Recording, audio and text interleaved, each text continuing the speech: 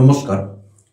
আমরা আজকের ভিডিও শুরুতেই একটা তথ্য দিয়েই আমরা শুরু করব আজকের ক্লাসের অর্থাৎ শেষের কবিতা পাঠকেন্দ্রের আজকে এডুকেশন ক্লাস পঞ্চম সেমিস্টার মাইনরদের জন্য। আজকে সকালে উঠে আমার নানান কাজকর্মের মধ্যে দিয়ে একটা ভিডিও দেখছিলাম।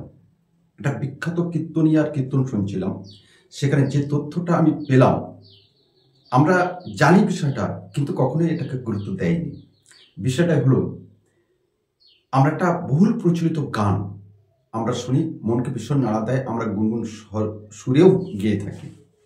তোমরা কুঞ্জ সাজাও গো, আজ আমার প্রাণনাথ আসিতে পারে। এই যে সুন্দর গানটি, এক বিখ্যাত গায়িকা তিনি এই গানটি করেছেন, নামটা আমি বলছি না। এই গানটির রচয়িতা বা গীতিকারকে জানেন? শাহ আব্দুল করিম।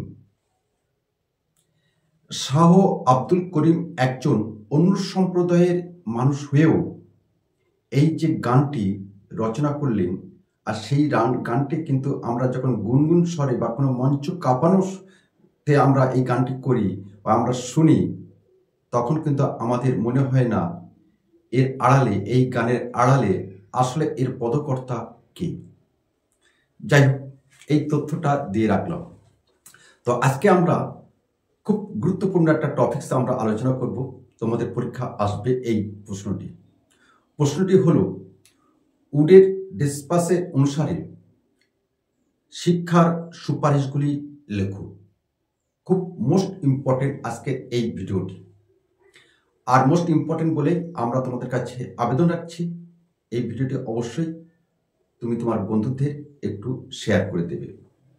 আর যারা নতুন আমাদের ভিডিওতে এসেছো, অবশ্যই আমাদের ভিডিওটি সাবস্ক্রাইব করে, আমাদের চ্যানেলটি সাবস্ক্রাইব করে আমাদের পাশে থাকবে।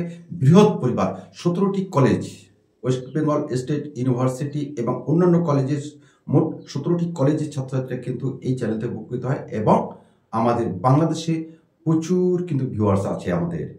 এটা কিন্তু আমাদের একটি গর্বের বিষয়।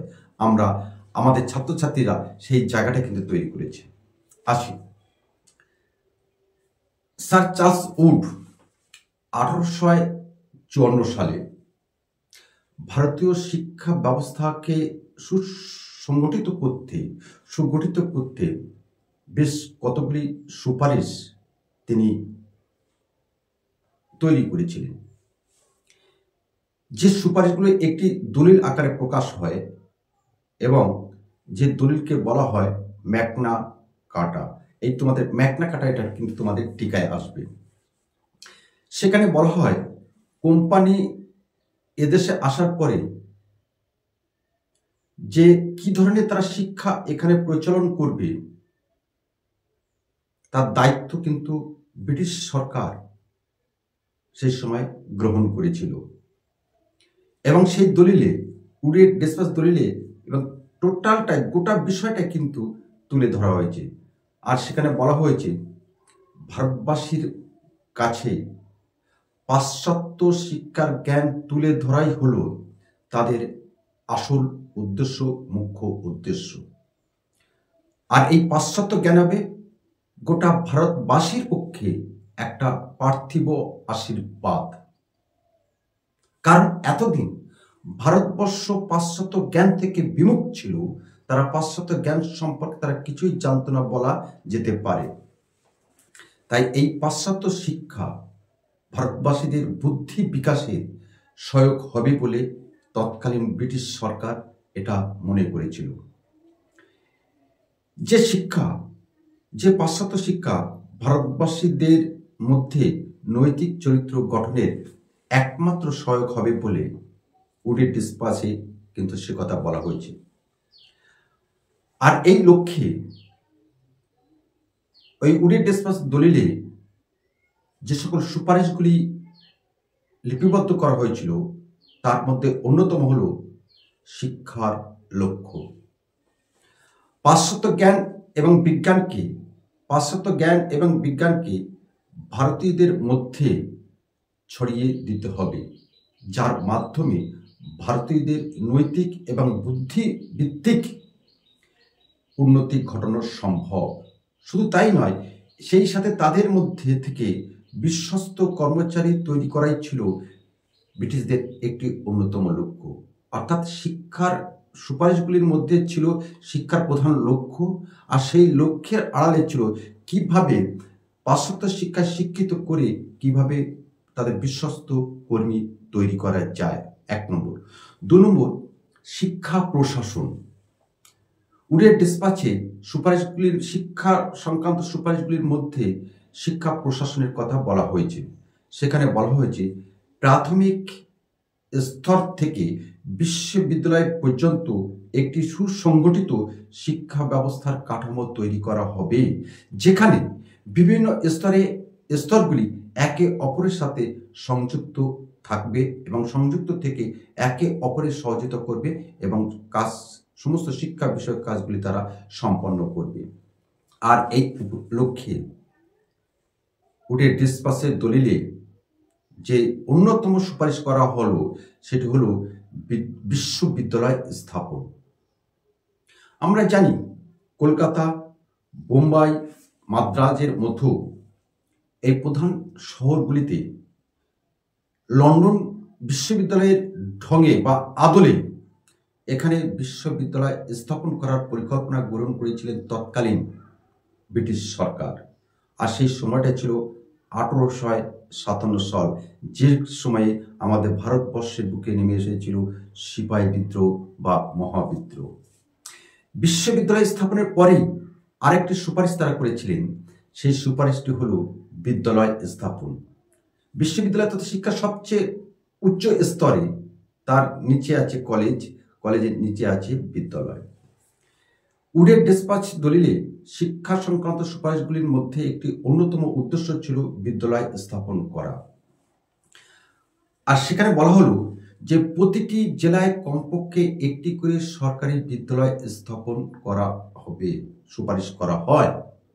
উডের ডিসপাচের দলিলে প্রতিটি জেলায় একটি করে সরকারি বিদ্যালয় স্থাপন করার সুপারিশ করা হয়, যেখানে এই বিদ্যালয়গুলিকে তত্ত্বাবধান করা হবে এবং প্রয়োজন মতো এই স্কুল কলেজগুলি নির্মাণ করা হবে বা সুবিধা মতো। অতঃপর সুপারিশ করা হয় শিক্ষার মাধ্যম। আমরা প্রথমেই বলেছিলাম উডের ডিসপাচে প্রাথমিক শিক্ষার মাধ্যম হিসেবে সুপারিশ করা হয় দেশীয় বা স্থানীয় ভাষা। অর্থাৎ যেখানে বিদ্যালয়গুলি স্থাপিত হবে সেখানকার ভাষা বা সেই দেশের ভাষা অর্থাৎ ভারতীয় ভাষাকে সেখানে প্রাধান্য দেওয়ার কথা উডের ডিসপাচের দলিলে, শিক্ষা সংক্রান্ত দলিলে সুপারিশ করা হয়। তবে এখানে কিন্তু তারা আরেকটা জিনিস বলেছে, প্রাথমিক ক্ষেত্রে দেশীয় বা স্থানীয় ভাষার উপর গুরুত্ব দেওয়া হলেও উচ্চ শিক্ষার ক্ষেত্রে কিন্তু ইংরাজি ভাষা ব্যবহারের কথা এই দলিলে সুপারিশ করা হয়েছে। এর পাশাপাশি